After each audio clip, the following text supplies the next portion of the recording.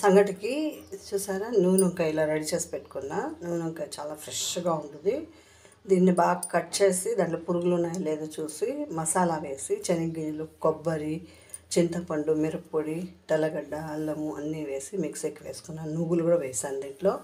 వేసి ఆనియన్, చింతపండు, దాంతోపాటు టమాటో, 2 టమాటో అన్నీ వేసి మసాలా రెడీ చేసుకొని కట్ చేసి వంకాయని ఇలా చేసి పెట్టుకున్నా. ఇప్పుడు ఆయిల్లో ఫ్రై చేసి కర్రీ చేసుకొని సంగటి చేసుకుందాము. కూరలు దంపుడు బియ్యంతో సంగటి చేస్తాము ఈరోజు వెరైటీగా. రండి చూద్దాం, రండి ప్రాసెస్. నూనె వంకాయకి ఆనియన్ వేసాను, కరివేపాకు వేసాను, ఆయిల్ కొద్దిగా దండి వేసుకొని నూనె వంకాయ అన్నమాట. చూసారా,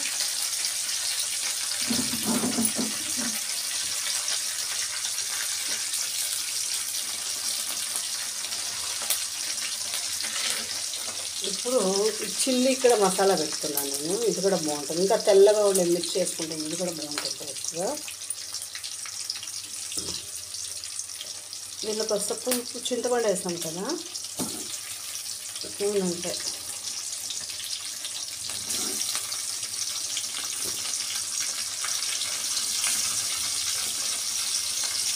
చాలామందికి వంకాయ నచ్చదు, నాకు కూడా నచ్చేయలేదు వంకాయ. ఇట్లా చేసుకొని పులిహోర చేసుకుంటే ఇప్పుడు బాగా తింటాను నేను వంకాయ కూడా. ఇలా చేసుకొని తినండి. పులిహోర చేద్దాం అనుకున్నాను ఫస్ట్, దీనిలో పప్పు వేసి చేద్దాం అనుకున్నా, మళ్ళీ సంగటికి ఇలా చేసుకుంటే బాగుంటుంది అని అనుకున్నాను.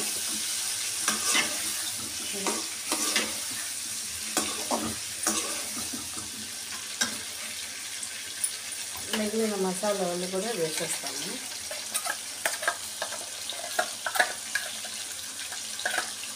ఈ కర్రీ అయితే 2 డేస్ కూడా మనకు బాగుంటుంది.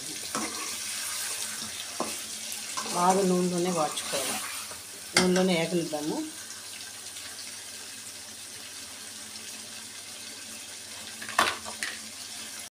నేను దీంట్లో పొటాటో కూడా వేసుకుంటా, నాకు చాలా ఇష్టం కాబట్టి ఇలా చేసుకుంటే చాలా బాగుంటుంది. ఇది గార్డెన్లో వెళ్ళి అక్కడ వంకాయ, బీరకాయ అన్నీ పంట పండిస్తున్నారు వాళ్ళ దగ్గరికి వెళ్ళి వంకాయ తీసుకున్నాను నేను. వంకాయ మనం ఇలా కట్ చేసేటప్పుడు ఇలా మనం బాగా 4గా చీల్చి దాంట్లో పురుగులు ఉన్నాయో లేదో చూసుకోవాలి. బాగా లోపల పురుగులు ఉంటాయి కదా, అది చెక్ చేసుకొని మనం ఇలా కట్ చేసుకొని మసాలా పెట్టుకోవాలి. పచ్చి కొబ్బరి కూడా వేసాను అందుకని మసాలాకి చాలా బాగుంటుంది టేస్ట్. బాగా నూనె పైకి వచ్చేదాకా మనం దీన్ని వేయించుకున్నాము.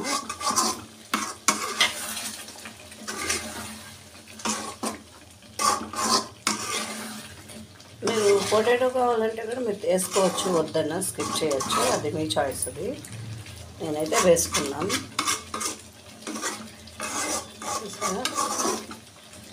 కర్రీ అయితే ఎమ్మీగా ఉంటుంది. సంగటికి అయితే చెప్పకుండా లోపలికి వెళ్ళిపోతుంది. దీన్ని బాగా కొంచెం వేగినాక కుక్కర్లో ఒకే విజిల్ పెట్టేసి విజిల్ తీసేస్తే కొంచెం మీడియంగా, మెత్తగా కాకుండా మీడియంగా ఉడుకుతుంది. అలా పెట్టుకున్నాం. బాగా వేగిని ఉప్పు కారం మళ్ళీ చూసుకున్నాం సరిపోయిందా లేదనేసి కాసేపు అలా వేగనిస్తాం మసాలాని, ఆయిల్ తేలేదాకా. ఒకసారి మీరే చూడండి, కూర ఎంత బాగుంది, టెంప్టింగ్గా ఉంది కదా. ఇలా కానీ మనం చేసుకున్నామంటే ఎక్సలెంట్గా ఉంటుంది. 2 డేస్ కూడా రైస్ వేసుకొని నెయ్యి వేసుకొని హ్యాపీగా తినచ్చు, అంత బాగుంటుంది. ఇది చూడండి అయింది కదా మసాలా. ఇప్పుడు మనం కొద్దిగా వాటర్, మసాలా వాటరే ఉంటుంది కదా, దాన్ని వేసేస్తాం. కారం, ఉప్పు అన్నీ సరిపోయేలా చూసుకున్నాం.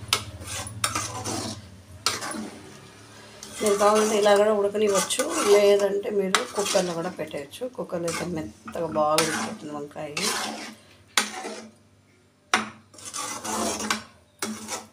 అన్నీ సరిపోయింది, పర్ఫెక్ట్గా సరిపోయింది. కారం, ఉప్పు అన్నీ సరిపోయింది. కాసేపు లో ఫ్లేమ్లో పెట్టి మెల్లిగా ఉడికించుకున్నాము. కుక్కర్లో పెట్టలేదు నేను. చూసారా, నూనె వంకాయ కూర ఉడికిపోయింది. ఇప్పుడు లాస్ట్లో కొత్తిమీర వేసేస్తాము.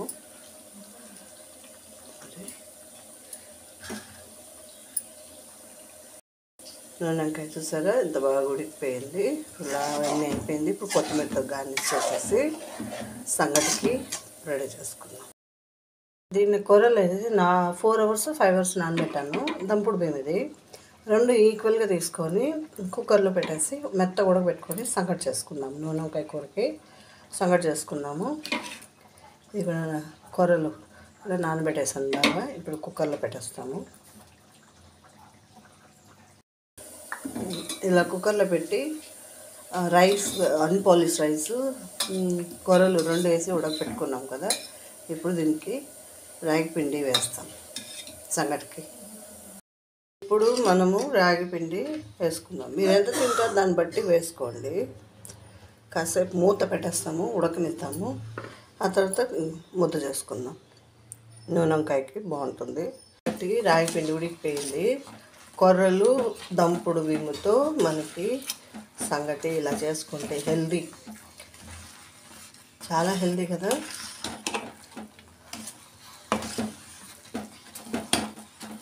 ఇప్పుడు దీనికి ముద్ద చేసుకుందాం మనము.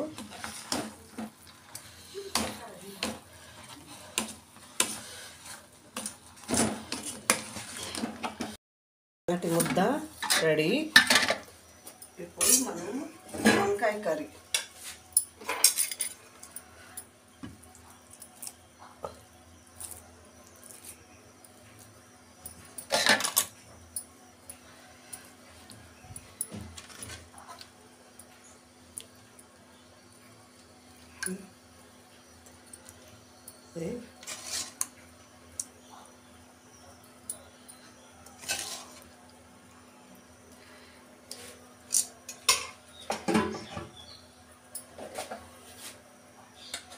ఇప్పుడు నెయ్యి దానికి వేసుకుందాం.